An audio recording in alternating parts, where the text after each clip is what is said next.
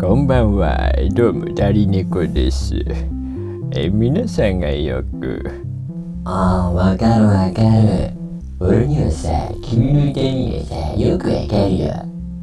なんて言葉を使いますが、さて人の痛みがわかるというのはどういうことなんでしょうか。例えば、本当に腕が痛いとき、マサルくんの手にトンカツが、失礼、トンカツが落ちてきました。マサルくんは痛い痛いと言います。そこで皆さんはこう思うでしょう。マサルくんは手が痛いのだと。当然ですね。その時我々はきっと自分でいうところのこの感情、感覚だろうと、そういう想像でマサルくんを見ております。つまり他人に感情や心を持たせているのは実は自分なのでございますね。ここでもしもの話で、他人がどれくらいどのように痛いのかを知るために、その他人の体に乗り移り、あるいは心をチェンジしてでもいいですね。そんなことができたら、自分は他人の痛みを感じることができたと言えるでしょうか。さあどうでしょうか。自分が他人の体を持ったわけでございますから、それなら他人の痛みを感じることができると言えるような気がしますね。言えますか？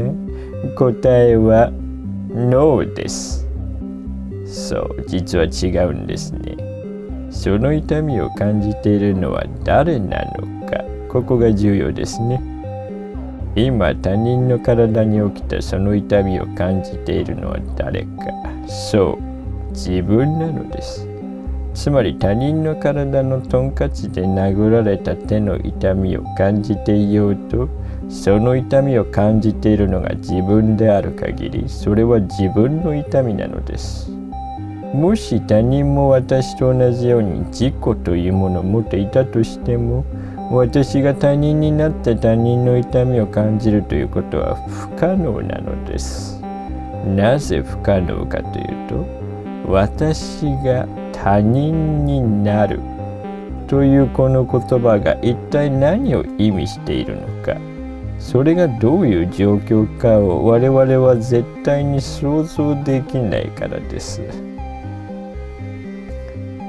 私がマサオくんの体を持つことも、マサオくんの記憶を持つことも可能ですが、私の自分がマサオくんの自分になって、マサオくんの体験を経験するということは不可能なのです。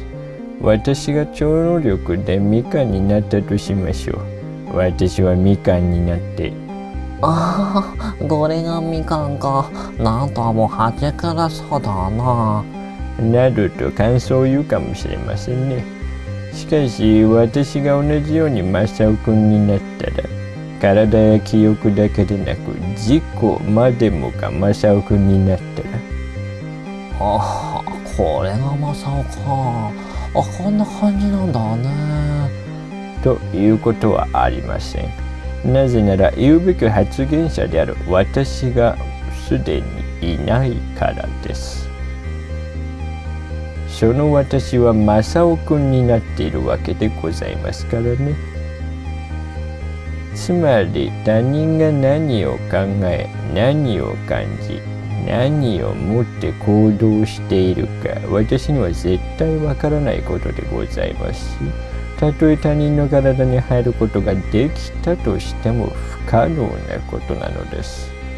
誰も足を踏み入れることのできない領域、それが自分でございます。体でもなく記憶でもなく、すべての経験や思考、行動を可能にしている特別なたった一つの何かです。そしてこのまさに唯一無二の特別な何かなのに、唯一無二の特別な何かなのに、我々はそれが他人の中にもあると思っている。一体自分とは何なのでしょうか。あなたにはわかりますかな？マサル？マサオ？